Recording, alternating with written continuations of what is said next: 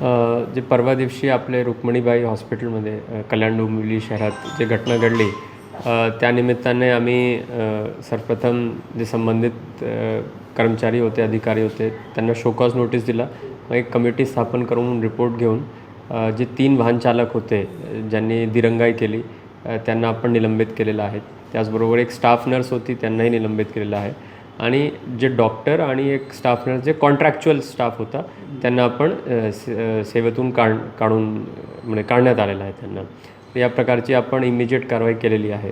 आपण ही कारवाई जरी केली असून तरी ओव्हरऑल सिस्टममध्ये सुधारणा व्हायला पाहिजे, असा एक माझा आयुक्त म्हणून मानस आहे.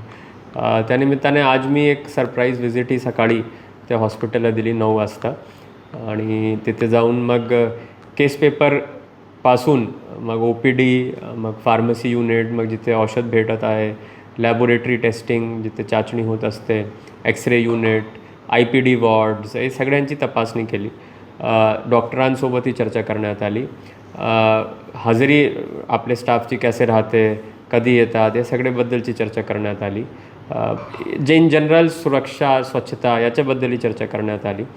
सविस्तर सूचनाही देण्यात आलेली आहे. आणि काही सुधारणा सिस्टममध्ये, जसे की डॉक्टरांची लोकेशन किंवा डॉक्टरांची ड्युटीज 24 तास कसे राहिले पाहिजे, स्टाफ नर्सेसची ड्युटीज कसे राहिलं पाहिजे, रेफरल जे आपण करत असतो तर त्याच्यामध्ये अनावश्यक रेफरल होणार नाही, पण जे आवश्यक रेफरल आहेत ते वेळेवर होणार आणि कुठल्याही जीवाला धोका येणार नाही, याच्याबद्दल आपण एक व्यवस्थित कशी सिस्टम तयार करता येईल याच्याबद्दल सूचना देण्यात आलेली आहे.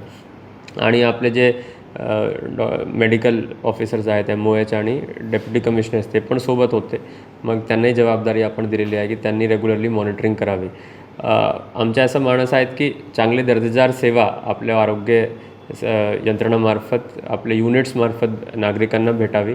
त्याच्यासाठी दर्जावाढ आणि इतर गोष्टी, त्याच्यामध्ये नॅशनल क्वालिटी अश्युरन्स स्टँडर्ड्स असो, आयुष्मान भारतचे पॅरामीटर्स असो, त्याच्यामध्ये काम करण्याचा मानस यापुढे आपल्या महानगरपालिकेच्या राहणार आहेत.